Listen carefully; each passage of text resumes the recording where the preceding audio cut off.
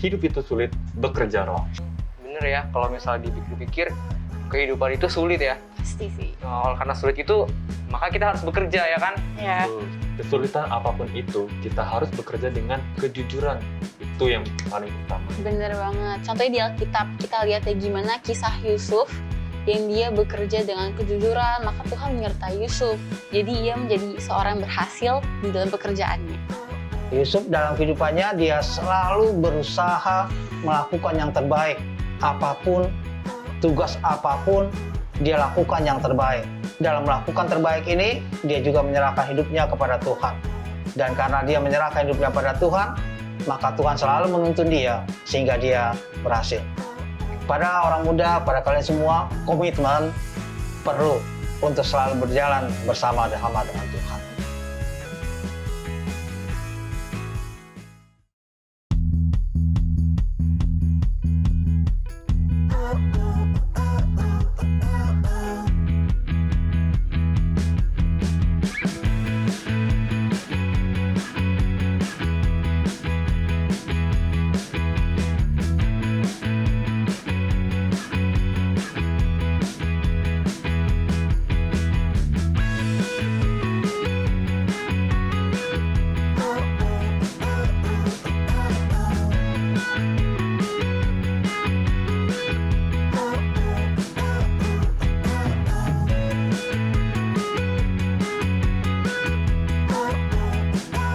Halo teman-teman, apa kabar? Kami harap semoga hari ini adalah hari yang menyenangkan. Nah, kali ini kita masuk ke dalam pelajaran 1 Triwulan 2. Saya yakin kita telah mendapatkan berbagai informasi penting guna menguatkan kita, terutama di masa muda kita ini. Nah, betul banget. Banyak banget pelajaran yang udah kita pelajari bersama-sama sepanjang 1 triwulan yang sudah kita lalui. Dan kali ini kita akan belajar lagi sebuah pelajaran yang tidak kalah menarik dengan pelajaran-pelajaran sebelumnya. Nah, ada sebuah kisah nih. Ada seorang anak bekerja menghidupi keluarganya karena ayahnya sudah meninggal dan ibunya sakit. Tekanan ekonomi juga akhirnya membuat dia harus berhenti sekolah. Dan di saat ia bekerja, ia sering memikirkan tentang harapannya ke depan. Ia berpikir tentang pekerjaannya yang sekarang. Dan bagaimana jika suatu saat ia mendapatkan posisi yang lebih baik. Bener ya, kalau misalnya dipikir-pikir, kehidupan itu sulit ya. Pasti sih. Karena sulit itu, maka kita harus bekerja ya kan? Ya. Betul. Tadi kita bisa lihat kalau semua orang itu bekerja dan hanya orang yang bekerja itu gunanya untuk keluar dari kehidupan yang sulit. Nah, yang perlu kita ingat, yang perlu kita ketahui sama-sama bahwa kesulitan apapun itu, kita harus bekerja dengan kejujuran. Itu yang paling utama. Bener banget. Contohnya di Alkitab, kita lihat ya gimana kisah Yusuf yang dia bekerja dengan kejujuran, maka Tuhan menyertai Yusuf. Jadi ia menjadi seorang yang berhasil di dalam pekerjaannya. Iya, ingat gak sih ceritanya waktu dia digoda istri Potifar, tapi Yusuf nggak mau kan? Dia nggak mau menodai imannya. Ini tuh menjadi sebuah komitmen, terutama buat kita semua teman-teman. Dalam apapun itu kesulitan, kita tetap bekerja, tapi jangan lupa dengan penuh kejujuran. Ya. Bener banget. Nah, kalau kita lihat kelanjutan ceritanya tuh, dia tuh kan di penjara. Dan walaupun dia dalam penjara, dia tetap memegang teguh kejujurannya. Dia, walaupun dalam kesulitan, dia tetap mendapatkan terang. Dia bisa mengartikan berbagai mimpi. Kalau misalnya kita lihat dari mimpi juru minuman dan juga juru roti. Kan tahu kan pasti Tahu kan ceritanya? lah. Iya, tahu lah. Yang juru minum akhirnya dapat posisinya lagi, tapi juru Nah. rotinya digantung. Iya. Iya, benar. Terus bukan cuma itu aja, berlanjut lagi kan yang dia mengartikan mimpi Firaun. Terus endingnya dia dilantik menjadi Perdana Menteri di Mesir. Bener banget. Tapi kalau misalnya kita lihat nih dari perjalanan kisah hidupnya, memang sangat sulit. Dimulai dari ditangkap oleh saudaranya, rencana membunuh dia, kemudian dibuang ke dalam lubang sumur, terus ditarik lagi dari lubang sumur, terus apa? Dijual kan? Terus di rumah majikannya digoda sama istri majikannya, terus majikannya marah, terus dijeblosin dia ke penjara dan sekarang waktu itu dia jadi Perdana Menteri. Wow, ujung-ujungnya. emang ya percobaannya tuh banyak banget Iya. ya sih. Perjuangan iman, tekun dalam iman, hidup dalam kejujuran, bekerja juga dalam kejujuran, sampai akhirnya namanya gemilang. Iya tuh bener banget ya tadi yang kita bahas tuh tentang kejujuran. Dan itu adalah pelajaran yang sangat luar biasa teman-teman. Karena kita berbicara tentang hidup itu sulit. Oleh karena itu bekerjalah. bener banget, setuju. Nah, kita akan membahas semuanya ini bersama kita. Aku, Aurel Hasibuan. Saya Ludwig Zebedeus. Saya Gabriel Anderson. Teman-teman, tetaplah di Cornerstone Connections.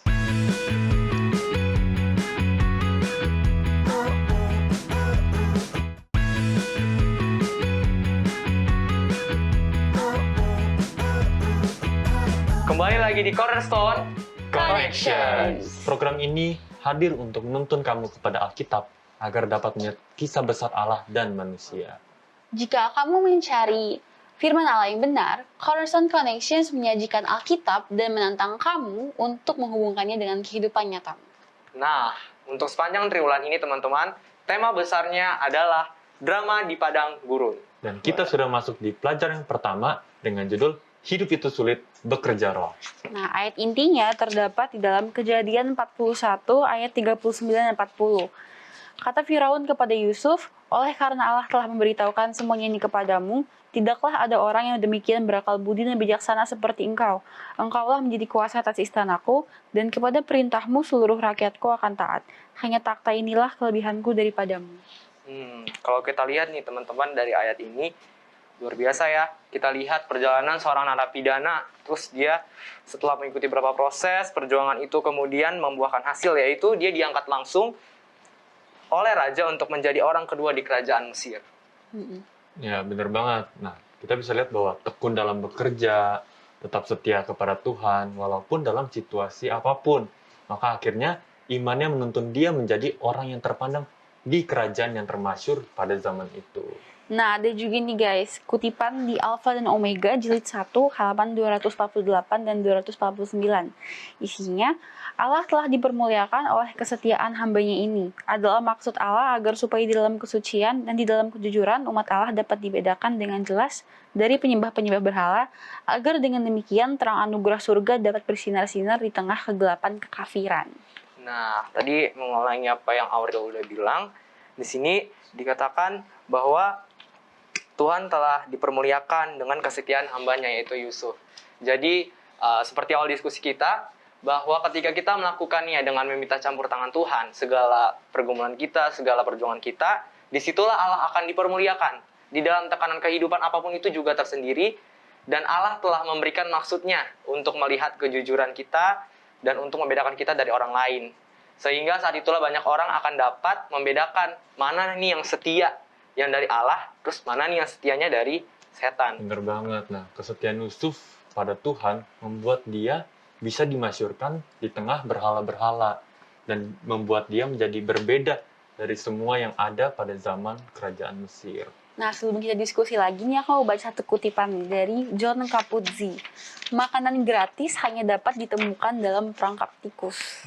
Nah, ada juga nih dari siapa namanya nih? Tommy John. Ya, dan dengan Dan Valenti, my 26 years in baseball. Di sini dikatakan kutipannya, selalu berikan 100%, maka kamu tidak akan pernah mereka-reka diri kamu sendiri. Nah, teman-teman tahu nggak nih, di bagian apakah kamu tahu? Firaun mengubah nama Yusuf menjadi Zafnat Paaneah ketika dia melantik Yusuf menjadi Perdana Menteri. Kisah mengenai Yusuf juga diceritakan kembali dalam Quran. Mesir kuno terkenal dengan arsitektur dan monumen-monumennya yang megah. Adalah masuk akal jika orang berani yang datang ke Mesir selama masa Yusuf bertanggung jawab untuk membangun banyak hal yang masih dapat kita lihat sampai sekarang ini. Ada banyak buku mengenai menginterpretasikan mimpi, dan banyak orang menjalani hidup mereka melalui menginterpretasikan apa makna mimpi mereka. Perbedaan antara apa yang dilakukan oleh orang-orang ini dan apa yang dilakukan oleh Yusuf adalah sederhana. Yusuf tidak menginterpretasikan mimpi, dia hanya menjelaskan kepada orang mengenai interpretasi Allah terhadap mimpi tersebut. Nah, dari bacaan kita dalam buku Apakah Kamu Tahu ini, kita lihat bahwa kisah Yusuf dan kerajaan Mesir merupakan sebuah gambaran bagaimana begitu megahnya kedudukan yang didapat oleh Yusuf. Mesir kuno yang adalah sebuah kerajaan yang terkenal dengan arsitektur dan monumen-monumen yang megah, disitulah Yusuf dengan kuasa Tuhan mendapatkan sebuah kedudukan yang tinggi dan selalu menjadi terang dimanapun ia berada. Iya, kemudian kalau misal tadi kita baca nih, di situ dikatakan bahwa saat Yusuf mengartikan mimpinya, dia selalu mendahulukan Allah kan teman-teman. Nah di sini artinya bahwa apapun yang lakukan, dia selalu meminta kepada Allah, sehingga Allah yang bekerja melalui dirinya. Dan akhirnya teman-teman, apapun yang ia lakukan selalu mendapatkan pujian, selalu yang terbaik. Allah akan selalu bekerja memberikan yang terbaik pada siapapun yang selalu meminta kepadanya. Biarlah Tuhan yang berkenan atas kita. Maka dimanapun kita berada, apapun situasinya, kita akan tetap menjadi terang. Seperti dalam Alkitab, kalau kita baca dalam Filipi 2 ayat 14-16, dikatakan, lakukanlah segala sesuatu dengan tidak bersungut-sungut dan berbantah-bantahan, agar aku dapat bermegah pada Kristus, bahwa aku tidak percuma berlomba dan tidak percuma bersusah-susah. Nah, teman-teman, aku mau tahu nih pendapat dari kita semua tentang apa yang ditulis di buku. Apakah pendapatmu? Coba ya. Ini, pernahkah kamu melakukan sesuatu yang kamu tidak pernah pilih untuk kamu lakukan? Pernah nggak? Jadi kayak kalian tuh nggak mau melakukan hal itu, tapi orang kayak menyuruh kalian untuk melakukan hal itu gitu. Aku pernah Apa tuh? waktu kecil disuruh pertama kali khotbah di sekolah sahabat anak, waktu sekolah sahabat anak-anak di khotbah tuh. Itu belum pertama kali, belum pernah deg-degan. Cuman ya waktu udah khotbah ya nggak tahu kenapa ya tenang-tenang aja. Iya mungkin pernah Gabriel sih. juga pernah kayak gitu. Kayak misalnya waktu itu disuruh kan, misalnya nih waktu sekolah upacara nih, nggak bersedia nih orang yang akan telat, ya akhirnya kita disuruh, ya udah ambil bagian misalnya jadi pemimpin gitu. Jadi kayak gitu sih ceritanya Rio. Nah, sekarang jawab pertanyaan ini. Yang manakah yang akan kamu lakukan lagi meskipun sesungguhnya kamu tidak ingin melakukannya? Ya, mau kali ya. Mau, Iya, mau lah apa pasti. sih, mau banget. Iya betul. Nah, kalau ada nggak ya dari yang kalian nggak kalian bilang sih, ada nggak dari yang disuruh itu kalian nggak mau lagi lakukan? Pernah nggak kejadian nggak kayak ada gitu? sih. Belum Nggak. pernah sih, Pasti mau aja. mau aja. Iya. Oke. Wah, kayaknya diskusi kita ini semakin berjalan semakin menggebu-gebu ya. Masih banyak pertanyaan mungkin nih dari kita yang belum kita bisa pahami sendiri. Iya. Nah, kita sudah berdiskusi bersama-sama, namun sepertinya ada beberapa yang tidak kita pahami betul. Betul. Nah, daripada kita tambah bingung, mending kita diskusi aja sama pendeta. Oke, teman-teman, kita akan diskusi lagi bersama Pak Pendeta. Jadi jangan kemana-mana ya. Tetap di Cornerstone Connections.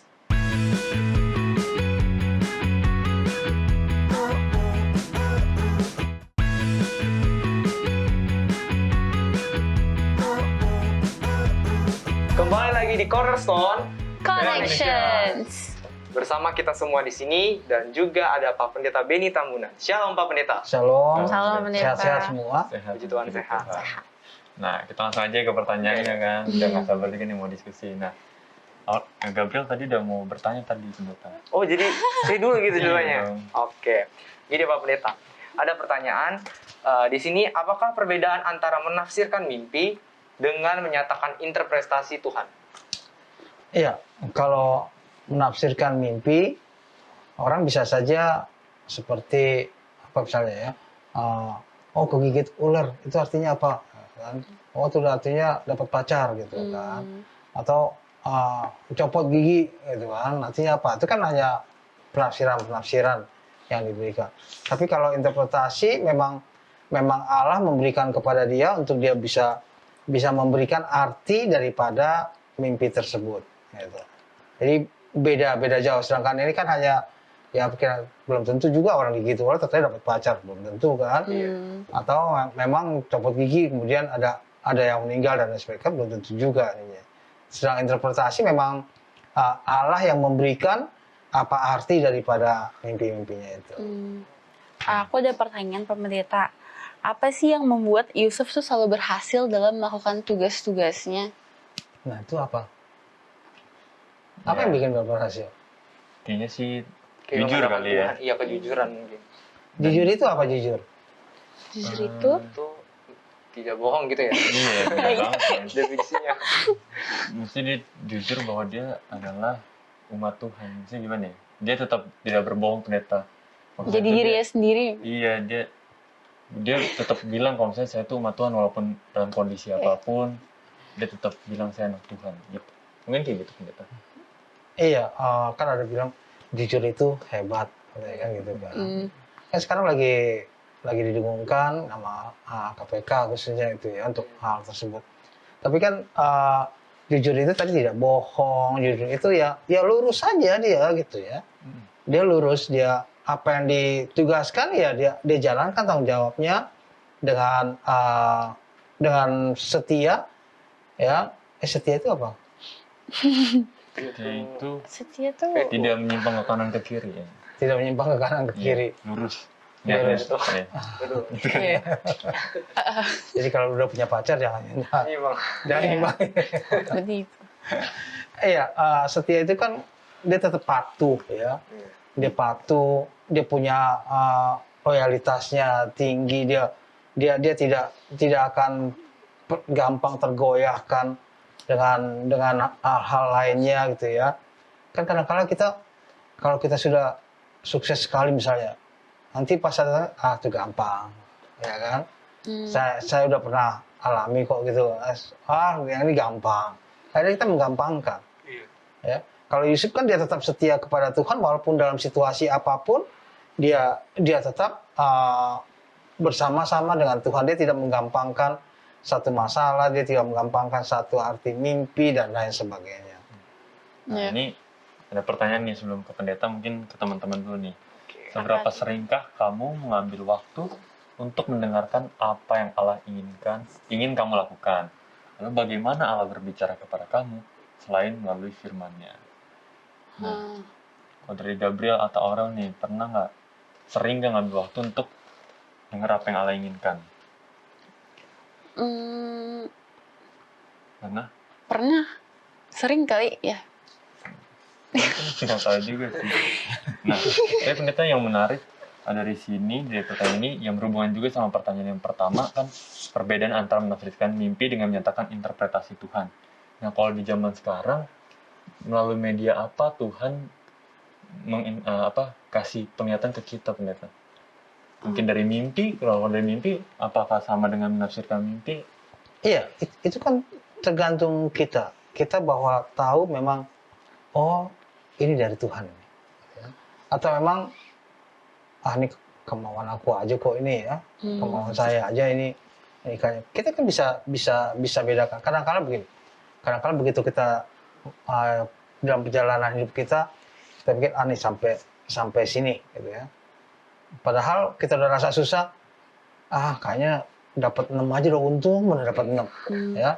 Tapi begitu keluar 10 misalnya atau 9, kan itu jauh daripada penafsiran kita sebelumnya. Ya, jadi ada hal-hal yang memang harus kita lakukan, kemudian pada saat yang sama kita menyerah kepada Tuhan, di saat yang sama juga kita tahu bahwa Tuhan memimpin kita.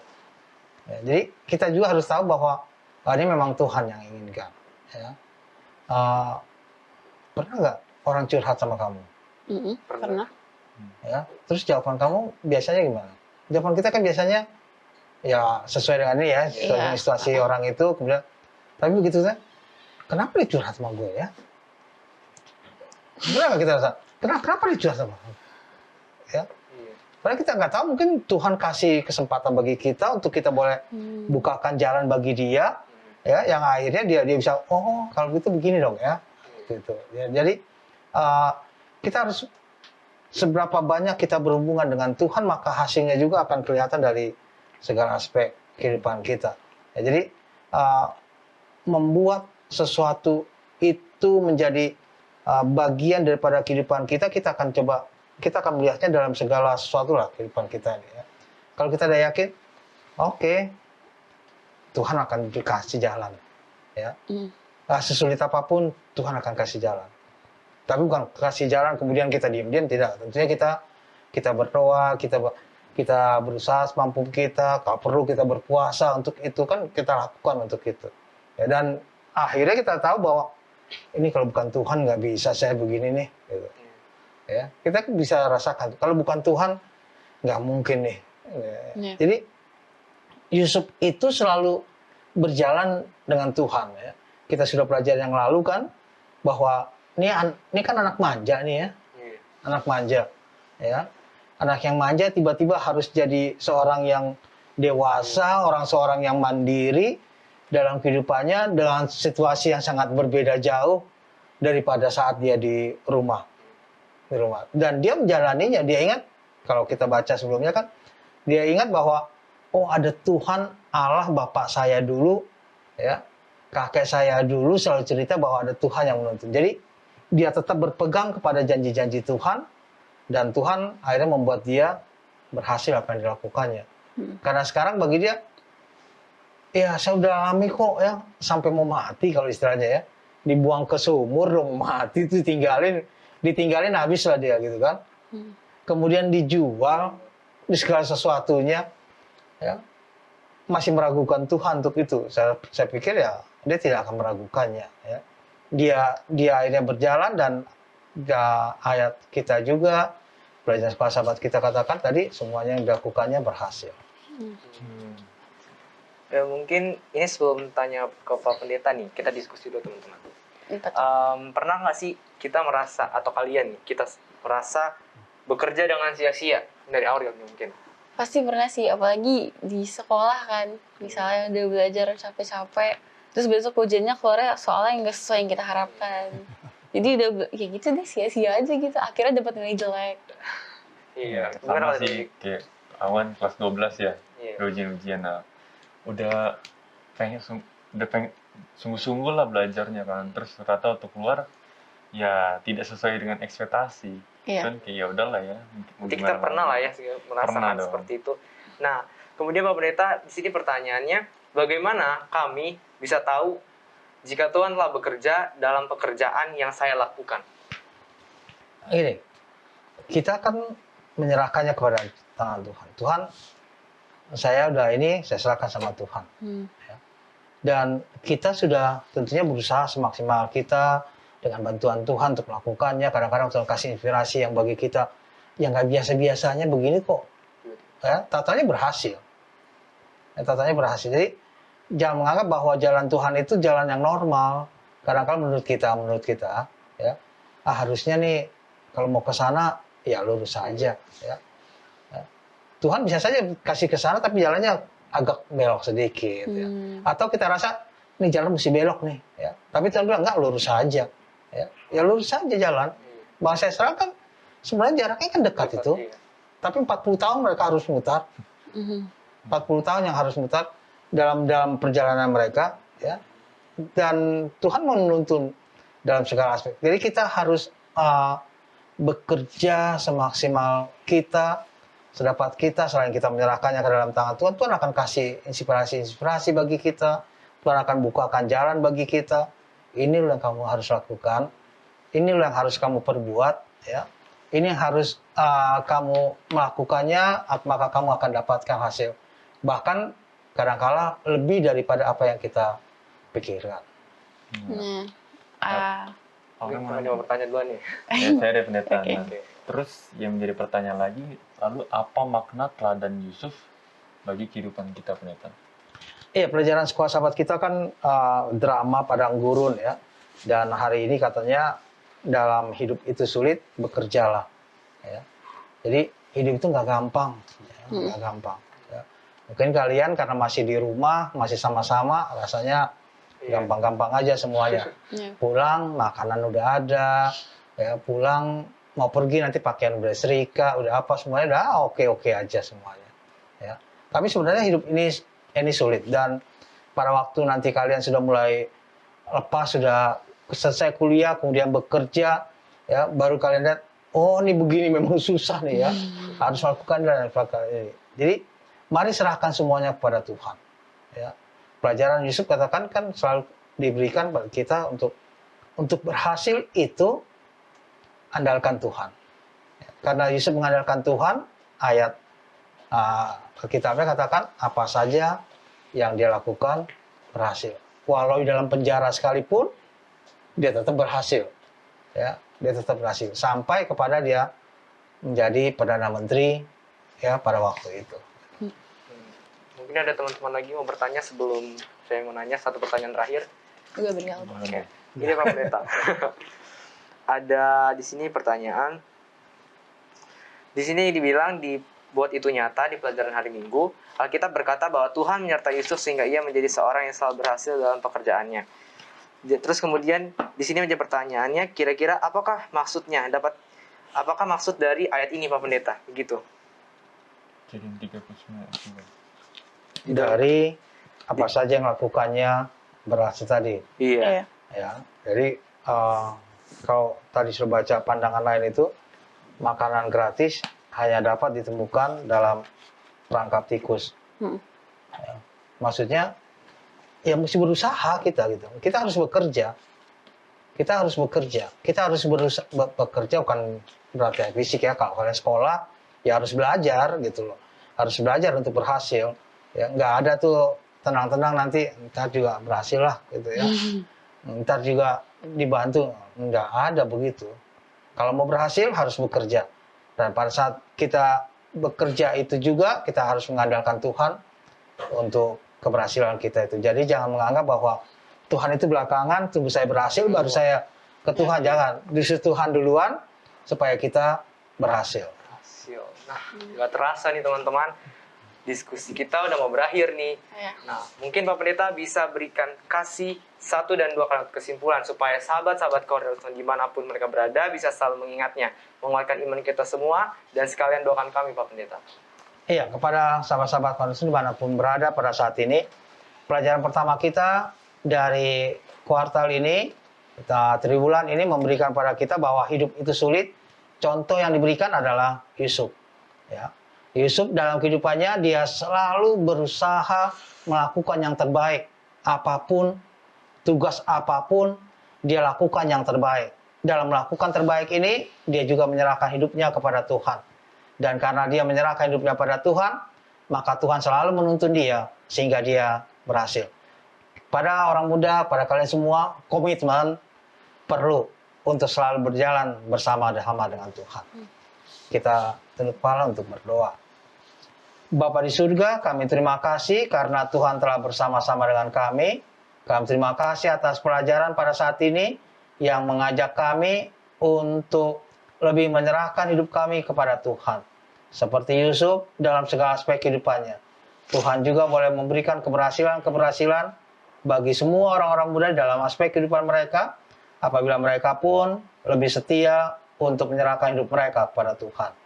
Memberkati semua orang-orang muda dimanapun mereka berada, memberkati dalam kehidupan mereka, memberkati dalam pendidikan, memberkati juga dalam segala sesuatu rencana-rencana dalam kehidupan mereka. Apabila ada yang sakit, Tuhan memberikan kesembuhan, yang dalam susah dan berseru pada Tuhan. Tuhan kiranya menjawab doa-doa mereka, memberikan jalan keluar, agar mereka senantiasa bersuka, bergembira karenanya. Kami hanya berdoa dalam nama Anak Yesus Kristus, Tuhan dan Juru Selamat kami. Amin. Amin. Terima kasih doanya Pak Pendeta. Oke, itulah pembahasan pelajaran Cornerstone kita sepanjang pekan ini bersama sahabat-sahabat di studio, dan Pak Pendeta sudah berakhir. Terima kasih ya teman-teman. Semangat terus dalam mempelajari Alkitab. Buatlah sebuah ketetapan untuk membaca Alkitab kamu dari halaman ke halaman dan lihat sendiri apa yang terjadi di sana. Banyak pengharapan yang Tuhan tulis buat kita semua. Terima kasih sahabat Hope Channel yang selalu setia mencari dan belajar firman Tuhan melalui Cornerstone Connection.